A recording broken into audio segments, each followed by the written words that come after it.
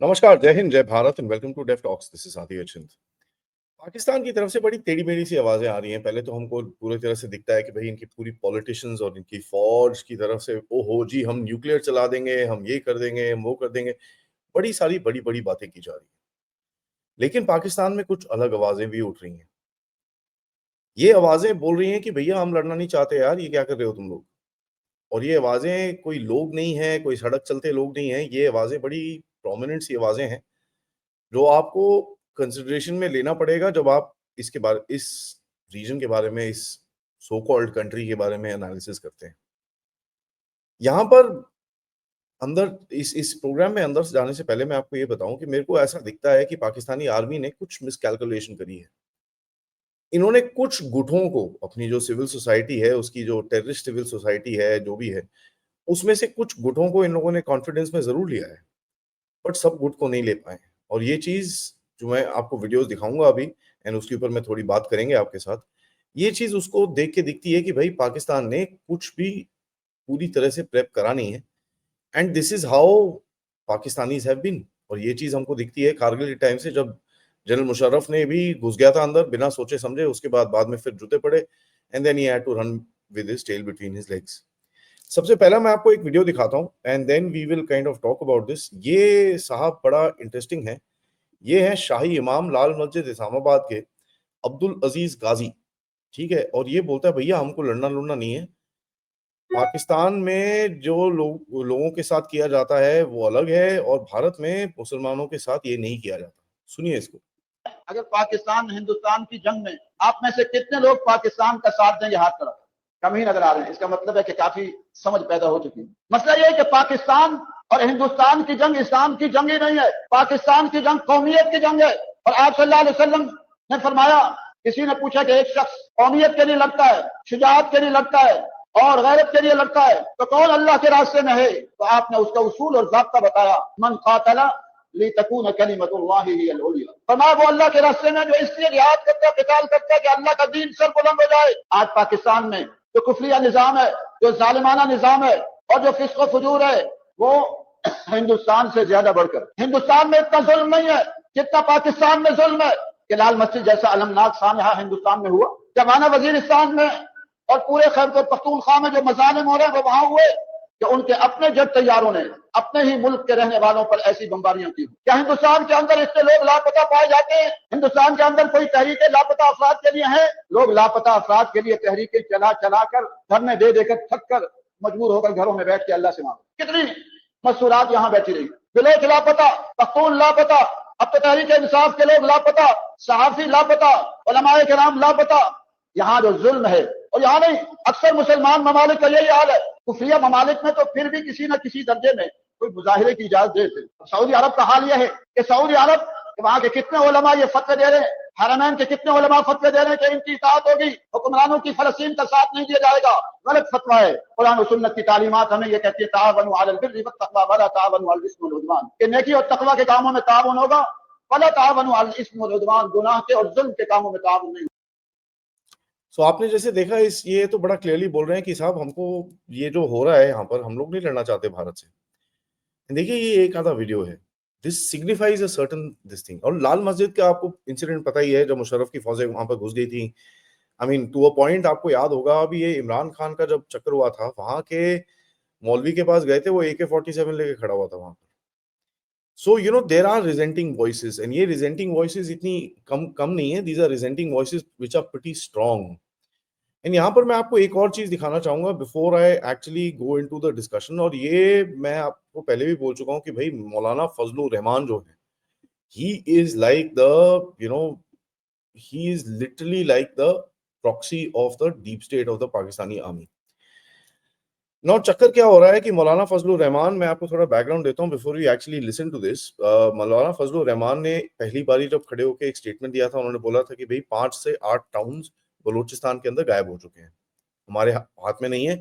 और यहां तक ही बोला कि उन्होंने जब अगर वो इंडिपेंडेंस का कॉल देंगे तो यूनाइटेड नेशंस के अंदर उनको सपोर्ट मिलेगी। मौलाना फजलुर रहमान ने उसके बाद एक और स्टेटमेंट दिया थोड़े टाइम पहले, जहां उन्होंने बोला कि भाई खैबर पख्तूनख्वा के अंदर भी वही चीजें हैं कि 5 से 7 गांव जो हैं, 5 से 7 डिस्ट्रिक्ट जो हैं, वो पाकिस्तान के हाथ में नहीं है। एंड इसके ऊपर भी काफी बवाल उठा और लोगों ने बोला कि ये कैसे बोल रहा है, ये कैसे बोल रहा है, कैसे बोल रहा है आर्मी की तरफ से, लेकिन कोई रिएक्शन नहीं आया। तीसरा स्टेटमेंट उन्होंने थोड़े टाइम पहले दिया, उन्होंने बोला कि साहब ये बड़ी नॉन सीरियस ही कौम है, हम क्या कर रहे हैं, अफगानिस्तान में हमारी लड़ाई है, एक्चुअली अफगानिस्तान के साथ सॉर्ट आउट करिए, तुम क्या ये सारा टाइम कश्मीर कश्मीर करते रहते हो।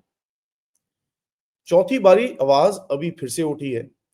नाउ ये देखिए, मैं आपको बड़ा क्लियरली बताऊं, एक सिग्निफाई करता है पाकिस्तान की आर्मी के अंदर जो डीप स्टेट है उसके अंदर कुछ ना कुछ there are resenting voices, and Asim Munir की जो ओवर कैलकुलेशन है इसके अंदर वो कहीं ना कहीं बाहर निकल रही है।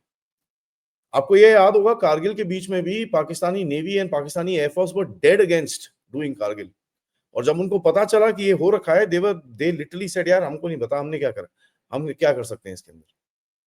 सो दीज गाइज ये आर्मी वाले पंगे ले लेते हैं and then it becomes a problem for them. सुनिए मौलाना फजलुर रहमान को कल पाकिस्तान असेंबली के अंदर, जहां पर बाय द वे उन्होंने एक एंटी इंडिया रेजोल्यूशन लिया, लेकिन उसके बाद ये हुआ।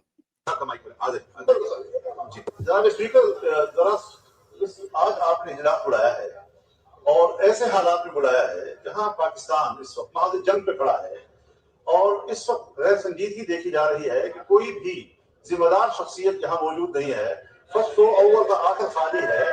ऐसे वक्त में तो चाहिए था कि आज का इजलास सिर्फ इस बात के लिए मुख्तस होता कि वो हमें ब्रीफिंग देते, हमें सूरत हाल की तफसील बताते, हम कहाँ खड़े हैं।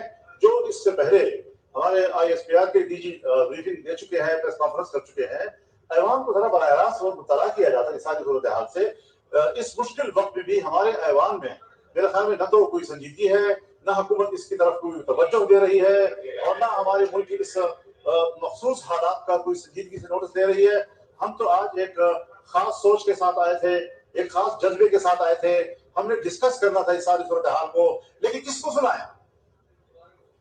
सुनाया कर। तो इसलिए मैं कम अज कम ऐवान से जाना चाहता हूं और इस ऐवान का वजीर हिस्सा नहीं बनना चाहता। Now see this is a walkout, आप इसको बोल सकते हैं एक पॉलिटिकल स्टंट है, करेक्ट, एक पॉलिटिकल स्टंट है, but this actually tells you कि इस कंट्री के अंदर बेसिकली ये so called, sorry my apologies, इस रीजन के अंदर देयर इज नो सीरियसनेस, बिल्कुल भी सीरियसनेस नहीं है इनके अंदर, and they have no clue what they have actually done. Army और ये पॉलिटिशियन से बटन दबा के आप बड़े बड़े स्टेटमेंट दिलवा रहे हो, वो ठीक है, कल पूरा UN के अंदर आपने करने की कोशिश करी लेकिन सारा उल्टा पड़ गया, उसको मैं एक्चुअली सेपरेटली कवर करूंगा आपके साथ। लेकिन आपको ये दिखता है कि भाई ये this is a non serious country, absolute non serious country. Lal Masjid में से ये आवाजें उठी और एक आवाज और उठी है, जो उठी है खैबर पख्तूनख्वा के अंदर, जहां पर एक एक एक प्रीचर है जिन्होंने बोला कि साहब अगर यहां पर हमला हुआ, वो कहते हैं कि भैया अगर हमला हुआ तो मैं नहीं लड़ूंगा पाकिस्तान के साथ। कहते हैं इन लोगों ने कितनी चीजें करी हैं पश्तून के साथ, और तुम सोचते हो कि हम जिंदाबाद करेंगे इस सो कॉल्ड कंट्री का। कहता बिल्कुल नहीं, कभी नहीं होगा, ये पश्तून कभी खड़ा नहीं होगा और ये चीज बोलेगा नहीं। ना पश्तून्स के बारे में आपको पता ही है, वैसे भी वहां पर KPK में काफी चक्कर चल रहा है, and Pashtuns are dead against the Pakistani army. And इनकी सीरियसनेस मैं आपको दिखाऊं, I mean it's absolutely insane. इनके बड़े बड़े so called anchors are touting conspiracy theories, ठीक है, और न्यूज में कैसे बात की जाती है देखिए। मैं तो ये भी बोला शुरू में कि जो पहलगाम अटैक हुआ उसकी एक वजह ये कि उनको हमारे ड्रामे बंद करने हैं इंडिया में, या और वो हो गया ना, तो भी yes one of the reasons कितनी तकलीफ है उनको हमारे ड्रामों की, कितने पसंद किए जाते हैं इंडिया में, और वही आज उन्होंने कर दिया बंद। YouTube चैनल, एंटरटेनमेंट चैनल बंद। अब एंटरटेनमेंट कौन, आप देख रहे हैं नीचे क्या लिखा हुआ है, इंडिया में label jailed Pakistanis as terrorist, India में carry out false execution of jailed people. मन करता है ताल्लुक ही नहीं उससे, तो ऐसी बहुत सारी बातें मैं करती हूं तो वो फिर सही साबित हो जाती है। यू आर कन्विंस्ड कि जो कुछ हुआ it's a false flag operation? Of course मैं तो ये भी बोला शुरू में कि जो पहलगाम अटैक हुआ उसकी एक वजह ये कि उनको हमारे ड्रामे बंद करने हैं इंडिया में। सो पाकिस्तानी ड्रामे बंद करने हैं, इसलिए भारत ने ये फॉल्स फ्लैग करा है। ये है, this is the seriousness of this so called entity called Pakistan. Sometimes जब इन ऐसी चीजों को आप देखते हो, ऐसा दिखता है कि भाई ये लोग क्या है, ये कौन सी खेत की मूली हैं जो इस तरह की बातें करते हैं। इनका एक और एनालिस्ट है नजम सेठी, वो तो उठ के बोलता है कि भाई हमारे देश में वो लड़कियां नहीं है जो पब्स में जाके यूएस के पॉलिटिशियंस को इन्फ्लुएंस कर सकती हैं। मैं मजाक नहीं कर रहा, ये उनके जो ये जो नजम सेठी का अपना एक शो करता है रोज बैठ के, this is what he said, this is a non serious country, ठीक है। एंड इसकी आर्मी ने एक ऐसा स्टेप लिया है जहां पर इसको समझ में नहीं आ रहा होगा क्या। फाइनली हमारे इतनी बारी बोलने के बाद बीजेपी की तरफ से एक नैरेटिव उठाया गया, ऑल्दो उसके अंदर फिगर्स ठीक नहीं है, कि साहब पाकिस्तानी आर्मी को इस टाइम पे 3 से 5,000 करोड़ रुपए का लॉस हो रहा है। वो ठीक नहीं, करेक्ट नहीं है, बिकॉज जो पाकिस्तान में से नंबर्स आ रहे हैं they are talking about 10,000 Pakistani crore. तो इन्होंने बोला कि साहब आर्मी के पास इतना, वहां पर ये खड़े हुए हैं, इतने पैसे ये लोग खर्चे कर रहे हैं, which is a very very nasty thing for a country जिसके पास बिल्कुल भी पैसे नहीं है इस टाइम पे। और ये मैं बार बार अपने प्लेटफॉर्म में बोल चुका हूं, ये एक ऐसा देश है जो एक वॉर लड़ना चाहता है लोन पे।